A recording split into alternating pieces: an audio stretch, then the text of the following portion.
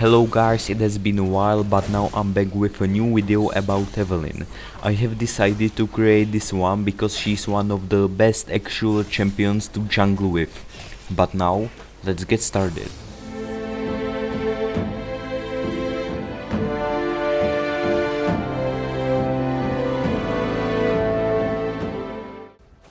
Okay, so we will start off with her abilities. The people that know them can skip that part by clicking on time reference in the description, but I will say what are they good for and how can you make the best use of them. Evelynn's passive is Shadow Walk. Whenever she isn't in combat for some time, she enters stealth. When she is in stealth, she can be seen only by enemy champions or vision wards. She cannot be seen by normal ward. That means she has extremely strong early ganks and all ganks after all. Only damage breaks her stealth. She also regenerates missing mana when she is in stealth, which I find really strong. Evelynn's Q is Hate Spike. She projects a straight line of spikes that deals magic damage. This ability does not deal that much damage, but it also has low mana cost and low cooldown. It has really good AP ratio in late game and it also has an AD ratio. In early game the damage can be very powerful. Evelynn's W is Dark Frenzy. This ability grants her movement speed. Remember, it also removes slows, so use it at the right moment. Its cooldown is also reducted whenever you damage enemy champion and is completely refreshed when you kill the champion. It is also good to use when you have free mana to spend so you can move faster around the map. Her E is Ravage. You just click on your enemy champion when you are in the melee range and it deals physical damage. It also applies on hit effects and grants her attack speed for a short moment. It has pretty good damage and it has 50% AP and total AD ratio on 1 slash, so 100 in total, which is really good. And finally her ultimate is Agonist Embrace. This ability is AoE. It deals % of current health magic damage and grants her shield per champion hit. It also slows the damage it targets. You can use this in teamfight or when you are chasing someone. The shield it grants isn't really bad. You can make pretty good use of it. I will show you now.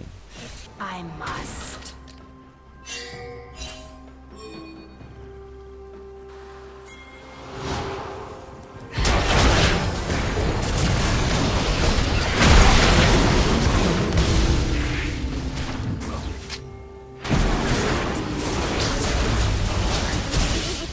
As you saw, I nearly died here, but the shield from Agonist Embrace literally saved my life.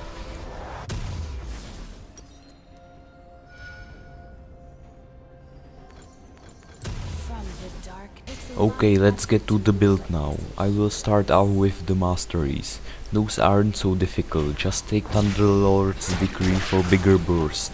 You could change the 12 points from Ferocity to Resolve, but you usually pick Evelynn because you want to just murder people, so the Ferocity does increase your damage quite a lot. The next part of the build are the runes. As glyphs and queens you take normal AP runes. You usually want to take armor seals, but scaling HP are possible too.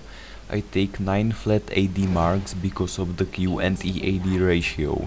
It also increases the AD damage. You probably could take magic penetration marks, but AD marks are probably the best. Evelynn's itemization isn't difficult too, as first you want to get your jungle item ASAP and then buy mobility boots. After that you start building your core items that are the Proto Belt and Dry Lice. Those two items are best for Evelynn. It grants her slow on every damaging ability and good fighting with the Proto Belt. You can also see some late game items, some for damage like Ligibane or Decap, and some for defense such like GA. Let's talk about the early game right now. This is the most important part for Evelynn. If you do good in the early game, you have a very high chance of winning the game. If you don't, there is a chance still, but if the enemy team doesn't throw, you usually lose. Remember that normal enemy wards do not see you, so low level ganks are free for you. Gank any lane that is pushed whenever you have a chance and you know that you can kill them or at least get their flash. It is good to use the F keys to see how is it going on the lane. It is also good to suicide on mid lane for a kill for you or your mid laner if you know he will get some advance from it. Usually you start at the golems, go raptors and red buff and look for gank. If you don't see anything, you can head up to your blue buff, but one of your lanes should be pushed by the enemies. If you got some kills, you are able to snowball pretty good. When you get your runic echoes, you are able to easily 1v1 the enemy jungler, at least if he isn't something like Sin or Jax. For the mid game, you want to take the objectives like dragon or first tier towers. Those are really important. Whenever you kill at least 2 people, you should try to take the dragon.